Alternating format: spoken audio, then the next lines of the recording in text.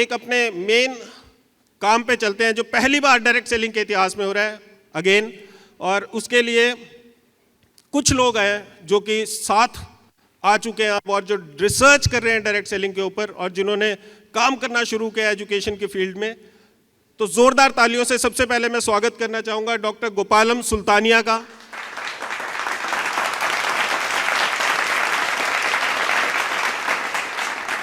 Second, I invite on stage research scholar है, Shoolini university में मेरे साथ ही मिलकर रिसर्च कर रहे हैं। आप में से कितने लोगों को ये चैलेंज आता है कि लोग ग्रुप में आ तो जाते हैं पर रहते नहीं हैं, टिकते नहीं हैं? आते हैं किसी को? तो उसी के ऊपर रिसर्च कर रहे हैं कि क्यों लोग छोड़ के जाते हैं और क्या ऐसा किया जाए कि वो ग्रुप में रहें। जोरदार तालियों से स्वागत कीजिए मिस स्वाति जोगी का।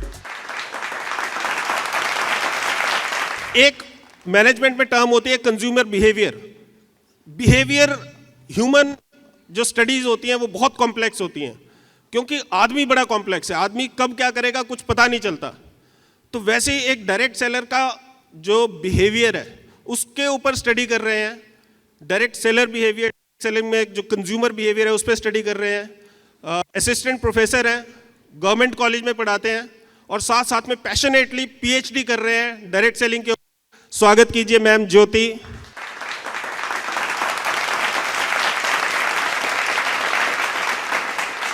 डॉक्टर का प्रोफेशन छोड़ के उन्होंने full time direct selling start किया। Post graduate diploma in direct selling हमारे साथ किया शूलिनी में जो पहला बैच था, और उसके बाद रिसर्च की डायरेक्ट सेलिंग के बारे में और बहुत ज़्यादा पैशनेट है प्रोफेशनलिज्म को लेके। डायरेक्ट सेलिंग में प्रोफेशनलिज्म लाने को लेके 6 महीने का इनका रिसर्च प्रोजेक्ट था इसके ऊपर। स्वागत कीजिए doctor Janaki Patel.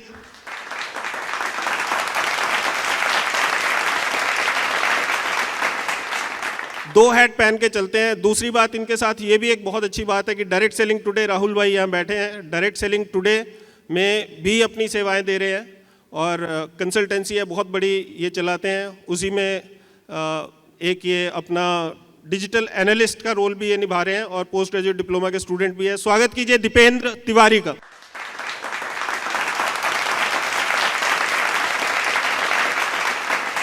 Thank you very much. और हम थोड़ा सा मैं आपके साथ इनको रूबरू करवाता हूँ और इनकी रिसर्च के बारे में ये आपको बताएंगे थोड़ा सा कि हम क्या रिसर्च ये कर रहे हैं। आपको एक और चीज़ बता दें कि इनके जो भी रिसर्च का जो पूरा का पूरा एक क्रक्स है वो बाहर हमने पोस्टर्स के फॉर्म में लगाया हुआ है। आपको मैं ज़रूर रिक्वेस्ट करूँगा वहाँ पर जाकर विजिट किए। तो डॉक्टर गोपालम आपसे स्टार्ट करते हैं। और डॉक्टर गोपालम, आपने स्टडी किया है इंडिया में जो रूल्स और रेगुलेशंस हैं, जो लॉज हैं और जो विश्व में जो लॉज हैं डायरेक्ट सेलिंग के अराउंड, तो इनका आपने एक ज़बरदस्त कंपैरेटिव एनालिसिस किया है। इसके लिए सबसे पहले तो आपका हार्दिक धन्यवाद। तो मैं चाहूँगा आप जनता को थोड़ा सा बताइए, हमारे जो डिस्ट्रीब्यूटर हमारे यहाँ पर एकत्रित हुए हैं उन्हें बताइए कि इस कंपैरेटिव एनालिसिस में आपका क्या क्रक्स निकला और क्या ये इतना इंपॉर्टेंट क्यों है जो रूल्स की हम बात करते हैं, लॉज की बात करते हैं। Friends, very good afternoon to everyone and thanks to this stage chat with Surinder Watts. Sir, ये बेसिकली ये जो डायरेक्ट सेलिंग इंडस्ट्री है इसके लिए मैं कहना चाहूँगा ये widely discussed but least understood है। इसके ऊपर चर्चा और बातचीत तो सब लोग करते हैं लेकिन समझते बहुत कम है। और मैं मेरे परिवार की सेकंड जनरेशन हूँ डायरेक्ट सेलिंग इंडस्ट्री में, तो हमेशा मेरे मन में ये चीज़ चलती थी कि इसको लोग एज अ डिग्निटी या करियर ऑप्शन जब आप बताते हैं आप डायरेक्ट सेलिंग कर रहे हैं, पूछते और क्या कर रहे हैं, व्हाट एल्स। सो यहाँ पे कुछ रिसर्च या कुछ गवर्नमेंट कुछ इनिशिएटिव क्यों नहीं लेती है, और उस चीज़ से मैंने इसमें पीएचडी करी। और जो मेरी पीएचडी रिसर्च में सामने आया कि ग्लोबली इसके ऊपर अलग अलग कंट्रीज़ ने, यूएस में, यूके में, सिंगापुर में, थाईलैंड में, मलेशिया में इसके ऊपर स्पेसिफिक लॉज हैं और इंडिया में क्या लॉ है इस पर मैंने कंपैरेटिव स्टडी करी और कैसे हम लोग ग्लोबली वहाँ से बेटर प्रैक्टिसेस अडॉप्ट करके इंडिया में कैसे इम्प्रोवाइज कर सकें। क्योंकि जहाँ पे एक अच्छी रिसर्च के बाद में अगर प्रॉपर लॉज होते हैं, सरकार समर्थन करती है, जो चीज़ मेरी रिसर्च में आई। आप लोग जब बाहर पोस्टर देखने आएंगे तब मैं आपसे रूबरू ज़रूर बात करूंगा, आपको डिटेल में जानने को मिलेगा। तो जहाँ पे सरकारें इसके ऊपर प्रोत्साहन देती हैं, प्रॉपर लॉ लीगल फ्रेमवर्क होता है, तो वो इंडस्ट्री आसमान छूते देर नहीं लगाती है। सो ये एक मेरी रिसर्च से निकल के आया था सर। वाह, thank you doctor Gopalam. Swati, आप पे चलेंगे। तो आपका भी बड़ा इंटरेस्टिंग टॉपिक है और हम में से सभी लोग इस समस्या से जूझते हैं कि डायरेक्टर लोग आ तो जाते हैं डिस्ट्रीब्यूटर ग्रुप में, लेकिन वो टिकते नहीं है ना, थोड़े समय बाद कभी इधर उधर चले जाते हैं या कई बार छोड़ देते हैं इंडस्ट्री को। तो आपकी जो स्टडी है वो इसी के अराउंड रिवॉल्व करती है, तो आप अपनी स्टडी के बारे में थोड़ा सा बताइए कि उससे कैसे हम इसका समस्या का समाधान ढूंढने की कोशिश कर रहे हैं। जी, पहले तो हमने ये देखा था कि डायरेक्ट सेलिंग कौन कौन सी चुनौतियों का सामना कर रही है। लास्ट कुछ डेकेड्स में इंडस्ट्री ने बहुत सारी चुनौतियों का सामना किया है। पहले गाइडलाइंस नहीं थी, रूल रेगुलेशंस नहीं थे, लोगों का ये मानना था कि डायरेक्ट सेलिंग इंडस्ट्री और पिरामिड स्कीम, पॉन्जी स्कीम एक ही है, और कहीं ना कहीं बहुत ही नेगेटिव परसेप्शन रहा है लोगों का। वैसे ही कुछ लोग ऐसे भी थे जो इंडस्ट्री में आते थे, इंडस्ट्री में कुछ समय व्यतीत करते थे और इंडस्ट्री को छोड़कर चले जाते थे, बहुत जल्दी छोड़कर चले जाते थे, और वो लोग एक नेगेटिव परसेप्शन इंडस्ट्री का लेके जाते थे। तो जो हमारी रिसर्च है ये इसी पे ही है, क्योंकि देखिए चुनौतियों का सामना करने के साथ साथ उसका सॉल्यूशन निकालना भी ज़रूरी है। गाइडलाइंस आने से, रूल्स रेगुलेशन आने से एक हिम्मत मिली है इंडस्ट्री को, वैसे ही जो और चुनौतियां हैं उसका समाधान निकालने की हम भी कोशिश कर रहे हैं। जो मेरी रिसर्च है, हमारी रिसर्च है, इसके ज़रिए हम उन तथ्यों के बारे में, उन फैक्टर्स के बारे में बात करेंगे जिसकी वजह से कोई भी इंडस्ट्री को ज्वाइन करता है या फिर छोड़कर चला जाता है। इससे इंडस्ट्री और जो डायरेक्ट सेलर्स हैं या मैं कहूँगी लीडर्स हैं, उन दोनों का ही फ़ायदा होने वाला है।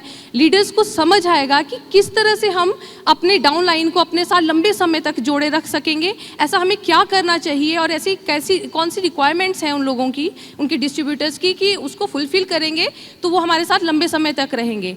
और जो इंडस्ट्री को जो हमारा ये जो रिसर्च का रिजल्ट है वो एक तरह से सजेशन देगा, उन्हें समझ आएगा कि उनके डिस्ट्रीब्यूटर्स उनसे क्या चाहते हैं, डायरेक्ट सेलर्स उनसे क्या चाहते हैं। जब उन्हें ये पता लगेगा कि अच्छा इन चीज़ों से डिस्ट्रीब्यूटर खुश हैं और इन चीज़ों से डिस्ट्रीब्यूटर नाराज़ है, तो कहीं ना कहीं वो अपने आप को और बेहतरीन करने के लिए उन पर एक्शन ले सकेंगे। तो यही सर मेरी रिसर्च है। Thank you. सो आप लोगों को लगता है कि इस रिसर्च से हमें फ़ायदा होगा या डायरेक्ट सेलिंग इंडस्ट्री को फ़ायदा होगा? राइट। तो मैं आपको एक और चीज़ बताता हूँ, इंडस्ट्री को तो फायदा होगा, लेकिन कई बार हमें लगता है कि इंडस्ट्री का फायदा तो हो रहा है, चलो मेरा क्या फायदा है ना। हम अपने फायदे को इतना नज़दीक से देखने लग जाते हैं कि हम बड़ी पिक्चर भूल जाते हैं। स्वाति स्ट्रगल कर रही है अपना क्वेश्चनेयर भरवाने के लिए 6 महीने से, लेकिन क्वेश्चनेयर लोग नहीं भरते। हमें 500 लोगों का मतलब क्वेश्चनेयर भरते हैं, वो क्वेश्चनेयर 500 लोग नहीं भर रहे हैं। तो आप में से भी कुछ लोगों को क्वेश्चनेयर मिला होगा, मेरी रिक्वेस्ट है कि आप उसको भरिए ताकि हम नए से नई रिसर्च लाके नए से नए सॉल्यूशन इंडस्ट्री को दे सके। इंडस्ट्री है तो हमारी कंपनी है और हमारी कंपनी है तो हम है, इतना ध्यान रखिएगा। राइट। तो इंडस्ट्री से ही सब कुछ स्टार्ट होता है। ज्योति मैम, आपने रिसर्च किया है कंज्यूमर बिहेवियर, बड़ा ही फेवरेट टॉपिक है मेरा एक, और आप डायरेक्ट सेलिंग में स्पेसिफिकली कंज्यूमर बिहेवियर को स्टडी कर रहे हैं। तो इसमें और ट्रेडिशनल जो कंज्यूमर बिहेवियर, उसमें आप क्या डिफरेंस पाते हैं? आपकी स्टडी किस डायरेक्शन में, थोड़ा सा आप बताइए लोगों को। नमस्कार साथियों, मैं जो रिसर्च कर रही हूँ कंज्यूमर बिहेवियर के ऊपर कर रही हूँ। और कंज्यूमर बिहेवियर जो होता है कि एक जो कंज्यूमर होता है वो किस तरह से रिएक्ट करता है किसी प्रोडक्ट को लेके। और कई बार हम ये गलती कर लेते हैं कि जैसा नॉर्मल ट्रेडिशनल उसमें हो रहा है, कई लोग सेल्स उसी डायरेक्शन में लेके चले जाते हैं, पर ऐसा नहीं है। ट्रेडिशनल मार्केटिंग में आपका डिफरेंट कंज्यूमर बिहेवियर होता है और आपके डायरेक्ट सेलिंग में डिफरेंट, जो कंज्यूमर है आपका डिफरेंट सोच लेके आता है, परसेप्शन उनका अलग होता है। तो डिटेल तो आपको बाहर पोस्टर में मिलेगा, पर थोड़ा आइडिया मैं दे देती हूँ कि कोई भी व्यक्ति कोई भी सामान कब खरीदता है, जब उसको लगता है कि परसीव कॉस्ट जो है उसकी परसीव वैल्यू से कम है या परसीव्ड वैल्यू उसकी ज़्यादा है। उसे लगता है कि हाँ मुझे क्या फ़ायदा होने वाला है, वो किसी भी वे में हो सकता है, ठीक है। तो उसको कैलकुलेट करके then he will buy the product. And इससे फ़ायदा इंडस्ट्री को क्या आने वाला है, कंपनी को जब पता चलेगा कि व्हाट हिज कंज्यूमर वांट्स, तो उसके अकॉर्डिंग वो अपनी स्ट्रैटेजीज चेंज कर सकते हैं उसके अकॉर्डिंग। और जो एज ए डायरेक्ट सेलर हैं, जो डीएसए हैं, हमारे जो एसोसिएट्स हैं, कुछ पार्ट उनको प्ले करना होता है, जैसे आफ्टर सेल सर्विसेज का कुछ और उनको नॉलेज का, वो सारा उनको अगर उस पर स्टडी करेंगे, उस पर वर्क करेंगे, तो वो इजीली इस बिज़नेस को आगे बढ़ा सकते हैं। और जैसा आप जानते हैं लो चेंज हो चुके हैं, अब हमारा फेवरेबल टाइम आ गया, तो परसेप्शन हमने ही चेंज करना है, आपने और कंपनी ने। कंपनी तो बाद में आती है, पहले आप होते हैं। Thank you. Thank you ma'am. और हम लोग कई बार समझ नहीं पाते हैं कि परसेप्शन से क्या फ़र्क पड़ने वाला है। जैसे ही डायरेक्ट सेलिंग इंडस्ट्री की परसेप्शन चेंज होगी, इसको एक एक्सेप्टेबल करियर ऑप्शन के रूप में देखा जाएगा। वैसे ही हमारे जो बिजनेस है, हमारा जो हिंदुस्तान आज 11वें नंबर पे है दुनिया में, उसको 1 नंबर पे पहुंचते हुए समय नहीं लगेगा। हम अभी खुश हो सकते हैं कि 19,000 करोड़ की टर्नओवर है, कुछ भी नहीं है, अभी तो शुरू भी नहीं हुआ है। और अब समय आ गया है कि जो लोग सोचते हैं, हम तो सोचते हैं अच्छा डायरेक्ट सेलिंग के लिए, लेकिन जो लोग सोचते हैं इंडस्ट्री के बारे में, वो जो परसेप्शन अब चेंज होने लगी है, राइट। और उसमें एजुकेशन का बड़ा रोल है। डॉक्टर जानकी, बहुत आप पैशनेट हैं प्रोफेशनलिज्म को लेके डायरेक्ट सेलिंग में, वैल्यूज़ की आप बहुत बात करते हैं, तो थोड़ा सा नटशेल में आप बताइए हमारे दोस्तों को कि डायरेक्ट सेलिंग में प्रोफेशनलिज्म से क्या फ़र्क पड़ेगा। जी बिल्कुल सर। जब मैं PG diploma in direct selling Shoolini university से कर रही थी, तब हमारी 6 महीने की इंटर्नशिप थी। उस दौरान मैंने प्रोफेशनलिज्म पे सर्वे किया। और सर मैं पहले ये बताना चाहूँगी कि प्रोफेशनलिज्म क्या होता है और प्रोफेशनल्स को क्या कहते हैं।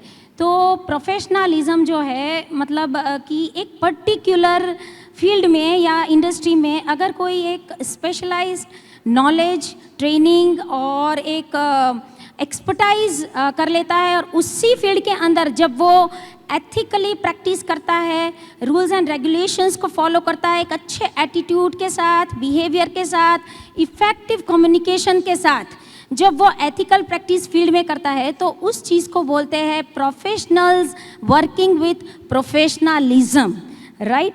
तो सर जब जैसे मैं खुद भी एक डॉक्टर हूँ, और जब भी मैं अपनी मेडिकल प्रैक्टिस करती हूँ फील्ड के अंदर, तब मुझे भी एक कोड ऑफ एथिक को फॉलो करना पड़ता है, और एक रूल्स एंड रेगुलेशंस जो कि सेट किए हैं इंडियन मेडिकल एसोसिएशन ने, उसको मुझे फॉलो करना पड़ता है और कंडक्ट करना पड़ता है। और जैसे दूसरे प्रोफेशंस में जैसे हो गए लॉज, एडवोकेट्स जिन्हें bar council of India regulate करती है, गवर्न करती है, जैसे फाइनेंशियल सेक्टर सर्विसेज में रिजर्व बैंक ऑफ इंडिया उनको रेगुलेट करती है, वैसे ही डायरेक्ट सेलिंग इंडस्ट्री में अगर हमें प्रोफेशनलिज्म को लाना है तो एक set of rules and regulations होना और लाना बहुत ही ज़रूरी है। और जब ये set and rules of regulation and laws की अगर बात करते हैं आ गए हैं, तो एक ऐसी सेंट्रल बॉडी जो कि इसको गवर्न कर सके, रेगुलेशन कर सके, उसको भी लाना बहुत ज़रूरी है। तो सर मेरी रिसर्च यही कहती है कि एक डायरेक्ट सेलर अगर सर एजुकेशन देखा जाए तो हर एक फील्ड में बहुत सी जगह पे है, और लेकिन है वो लीडर ड्रिवन, मतलब लीडर जब सफल हो जाते हैं तब अपने हिसाब से वो एक सिस्टम देते हैं और उसी को लेते हुए एक डायरेक्ट सेलर सफल होता है। लेकिन हमारे पास कोई एक ऐसा सिस्टम नहीं है, कोई ऐसा एक सिस्टम जिसमें हम प्रोग्रेशन पाथ दे सके, एक डायरेक्ट सेलर को ऐसा फील करवा सके कि वो हमारे साथ एक मतलब कंपाइल फील करवा सके और वो 100% इसमें सफल हो जाए। तो मुझे लगता है सर अगर एक डायरेक्ट सेलर प्रोफेशनलिज्म बनना है तो इसको एथिकली प्रैक्टिस करे, और इसी के साथ मेरी यही रिसर्च लाती है। और जिनको भी ये डिटेल में जानना है तो वो पोस्टर के पास ज़रूर आ सकते हैं।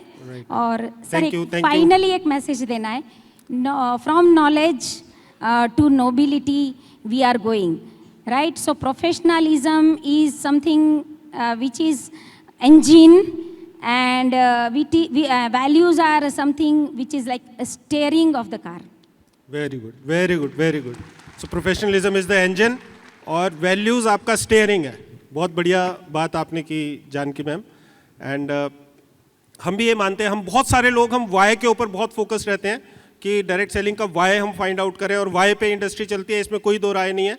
लेकिन वाई के साथ साथ हाउ का होना भी बहुत ज़रूरी है, और जो हम एजुकेशन और रिसर्च से निकालने की कोशिश कर रहे हैं वो हम डायरेक्ट सेलिंग इंडस्ट्री का हाउ ही फाइंड करने की कोशिश कर रहे हैं। किस तरीके से? दीपेन, आपने मार्केट के ट्रेंड्स को स्टडी किया है, ये मार्केट किस दिशा में जा रही है, डायरेक्ट सेलिंग इंडस्ट्री के ऊपर आपकी जो ऑर्गेनाइजेशन है वो बहुत ज़्यादा रिसर्च करती है।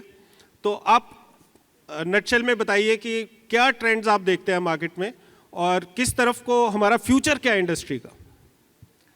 तो first of all thank you Kamal sir and Surendra Vats sir may be ये रिपोर्ट आप सबकी बहुत ज़्यादा हेल्प करेगी आगे के ट्रेंड्स को समझने के लिए। तो कोर्स के दौरान जो मैंने पीजी डिप्लोमा में किया, तो मेरा जो इंटरेस्ट डेटा और डिजिटल वर्ल्ड के लिए बहुत ज़्यादा था। उसके साथ मैंने अपना करियर डायरेक्ट सेलिंग टुडे के साथ स्टार्ट किया। तो जब भी हम किसी भी इंडस्ट्री को एज अ करियर चूज़ करने की बात करते हैं, तो उसमें मेजर 3G हम जिनको फॉलो करना चाहिए, वो फर्स्ट है गवर्नमेंट। तो गवर्नमेंट ने हमारे लिए इसको एक लीगल इंडस्ट्री रिकग्नाइज़ किया, रूल्स भी निकाले।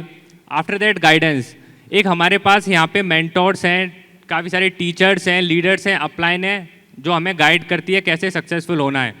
अब थर्ड पार्ट आता है कि इसकी ग्रोथ क्या है।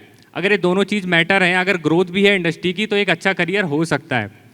तो हमने इसी के रिगार्डिंग टॉप 75 कंपनीज़ का डेटा को एनालिसिस करा, उसका ऑडिट रिपोर्ट निकाला और उसके बिहाफ पे हमने एक रिपोर्ट को जनरेट करा। अब इसमें ये परसेंटेज भी नहीं है कि कितनी इंडस्ट्री कितनी ग्रो हुई, और उसके की फैक्टर भी हैं। अगर उन की फैक्टर को आप कंसिडर करेंगे, अपने वर्क के साथ फोकस करेंगे, तो आप भी अपने करियर की ग्रोथ को उसके साथ अलाइन कर पाएंगे।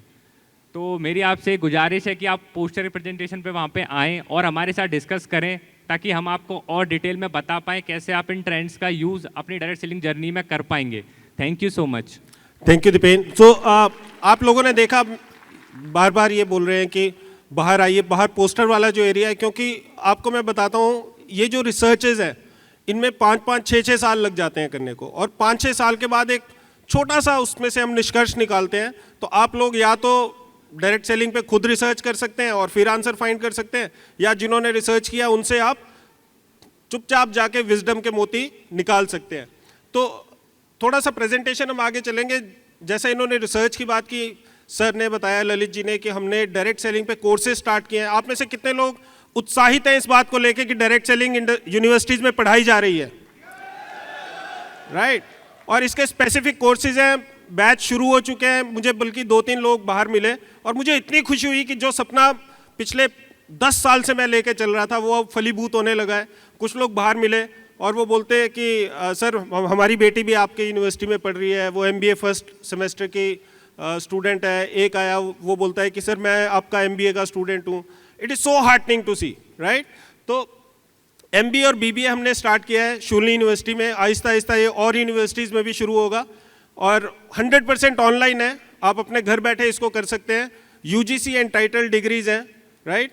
ये कोई वैसा सर्टिफिकेशन नहीं है। कोर्स वर्क में क्या पढ़ाते हैं बहुत डिटेल में नहीं मैं आपको बताऊंगा, बस बेसिक बात यह है कि कोर्स वर्क में कई बार हम देखते हैं यूनिवर्सिटीज़ में वो लोग पढ़ा रहे हैं, सेल्स वो पढ़ा रहा है जिसने कभी सेल नहीं की, एंटरप्रेन्योरशिप वो लोग पढ़ा रहे हैं जिसने कभी अपना वेंचर स्टार्ट नहीं किया। लेकिन शूलिनी में ऐसा नहीं होता। जो हम डायरेक्ट सेलिंग की जो क्लासेस लेते हैं उसमें वत्स सर भी आए हैं, उसमें दीपक जी भी आए हैं, उसमें बहुत सारे लोग जो सामने वाली सीट्स पे बैठे हैं, हम सभी को वो वहाँ पर आके लेक्चर्स ले चुके हैं। उसके अलावा जो रिसर्च हुई है उसके ऊपर, तो आपको मैं एक और चीज़ बताता हूँ, रिसर्च और ओपिनियन में फ़र्क होता है। जो रिसर्च होती है वो थोड़ी सी आपको बोरिंग लग सकती है ना, क्योंकि जैसे आपने इनसे भी सुना, ये कोई ऐसे वो नहीं है कि हो हल्ला वाले लोग नहीं है कि जिस तालियां बजा दोगे ऐसी ज़बरदस्त बात करेंगे, क्योंकि ये सच बोल रहे हैं। और अगर हमने सफल होना है तो हमें सच को समझना बहुत ज़्यादा ज़रूरी है, राइट। तो हम कोर्स वर्क में सच बताते हैं। आप में से कितने लोगों को पता है रूल्स आ चुके हैं डायरेक्ट सेलिंग इंडस्ट्री के? सभी को पता है। आप में से कितने लोगों ने पढ़े हैं रूल? सच सच बताना। आप देखोगे 20% लोग भी नहीं है ना। आए तो हमारे लिए है, लेकिन जब तक हमें पता ही नहीं है कि उसमें है क्या लिखा हुआ, हम क्या करेंगे?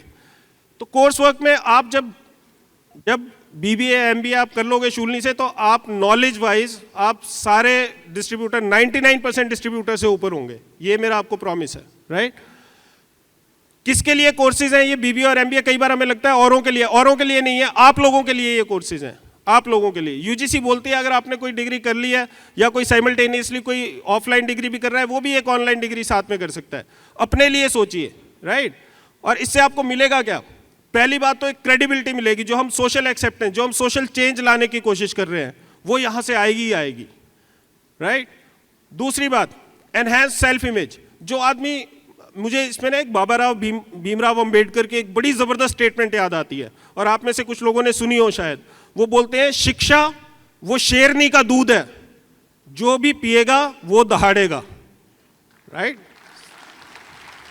और ये इतनी ज़बरदस्त स्टेटमेंट है। जब आदमी भरा हुआ होता है ना, अगर कोई व्यक्ति आपके पास, आपको पता है रूल्स का, आपको रेगुलेशंस का पता है, कोई आदमी आपको आके बोलेगा कि ये आपकी कंपनी गलत है, आप बोलोगे गलत कैसे है भैया, ये रूल्स है, ये रेगुलेशन है, ये सरकार बोलती है, ये तथ्य है, ये फैक्ट्स हैं, ये फिगर्स हैं, तो कोई आपको चैलेंज नहीं कर सकता फिर, right? So that is what education does. तो सेल्फ इमेज, और दूसरी बात complete understanding of the industry, आपको बिल्कुल पूरी तरह से समझ में आ जाएगा क्या ये इंडस्ट्री है, किस तरीके के रूल्स एंड रेगुलेशंस पे चलती है, क्या कंप्लायंस है, क्या कॉम्पनसेशन प्लान है, सब कुछ समझ में आ जाएगा, राइट? और सबसे बड़ी बात, आप में से कितने लोग समझते हैं कि ये एक अच्छा इनिशिएटिव है, एजुकेशन को डायरेक्ट सेलिंग में लाना अच्छा इनिशिएटिव है? अच्छा है ना? तो अगर आप इन प्रोग्राम्स में हिस्सा लेते हो, अपने बच्चों को भी हम कुछ ना कुछ पढ़ाते हैं, तो ये क्यों नहीं पढ़ाते? अगर ये करते हैं तो you will get a satisfaction कि आप कंट्रीब्यूट कर रहे हो इंडस्ट्री को। अपने लिए तो हर कोई कंट्रीब्यूट करता है। हम वत्स सर की बात करते हैं, अगर वत्स सर इस इंडस्ट्री को इंटीग्रेट करने की कोशिश ना करते, या बहुत सारे और लीडर्स हैं जिन्होंने इंडस्ट्री के लिए काम किया सेल्फलेस होके, अगर ये इंडस्ट्री के लिए काम ना करके अपने लिए काम करते तो शायद 10-15 लाख रुपए का चेक इनका और बड़ा हो जाता। लेकिन ये 10-15 लाख रुपए का चेक ना बढ़ा के इन्होंने ये कोशिश की कि और लोगों की जिंदगी में उजाला लाया जाए, क्योंकि और लोगों की जिंदगी में जब उजाला आता है ना, तो वो 10-15 लाख रुपए से कहीं ज्यादा है। तो जोरदार तालियां होनी चाहिए इन लीडर्स के लिए जो सेल्फलेसली काम कर रहे हैं। कई बार हमें लगता है कि यार डिग्री प्रोग्राम बेचना है, डिग्री प्रोग्राम नहीं बेचने आए हैं, है ना? मैं यूनिवर्सिटी में प्रोफेसर हूं, मुझे तनख्वाह वैसे भी मिल जाएगी अगर मैं डायरेक्ट सेलिंग नहीं पढ़ाऊंगा। शूली यूनिवर्सिटी इंडिया की नंबर 1 प्राइवेट यूनिवर्सिटी है, वो वैसे भी बिना डायरेक्ट सेलिंग के भी वो इंडिया की नंबर 1 प्राइवेट यूनिवर्सिटी बन गई थी। ये शूलनी की मैनेजमेंट का एक हमें गुडविल जेस्चर है कि वो हमें डायरेक्ट सेलिंग की पढ़ाई दे रहे हैं, राइट? मैं आपको यहाँ डिग्री बेचने नहीं आया हूँ, मैं आपके साथ एक सपना शेयर करने आया हूँ। मेरा सपना ये है कि एक दिन हिंदुस्तान की सैकड़ों यूनिवर्सिटीज में डायरेक्ट सेलिंग की पढ़ाई होगी, ये सपना है, राइट? तो उसमें जितने भी लोग आप मेरा साथ देंगे, ये एक बारकोड है, अगर कोई आप क्लिक करना चाहें पिक्चर इसकी ले सकते हैं, और ये आपको डायरेक्ट सेलिंग उसमें वहाँ पर लेके जाएगा। मेरे साथ जितने भी साथी आए हैं, आप लोगों का हार्दिक धन्यवाद यहाँ पर आने के लिए और एजुकेशन की मिसाल जलाने के लिए। मैं आप सभी से रिक्वेस्ट करूँगा कि पोस्टर एरिया में ज़रूर जाएं। 6 साल की रिसर्च यहाँ 2 मिनट में ये बता नहीं सकते, वहाँ पर जाइए, वहाँ पर समझिए कि ये क्या बोल रहे हैं। इसकी एक पिक्चर ले लीजिए शूलनी का, वहाँ पर शूलनी का डेस्क भी लगा है, प्रॉस्पेक्टस मिल रहे हैं वहाँ पर फ्री में आपको वो ब्रोशर्स BBA और MBA के मिलेंगे। वहाँ पर अपना फॉर्म भी ज़रूर, एक छोटा सा कॉन्टैक्ट डिटेल्स भेजिए ताकि शूलनी आपको कॉन्टैक्ट कर सके। Thank you very much for your kind gesture, thank you. गर खुदा मुझसे कहे कुछ मांग है बंदे मेरे, मैं मांगू ए खुदा ये फ्रेंड्स मीट यूं ही चलती रहे चलती रहे चलती रहे।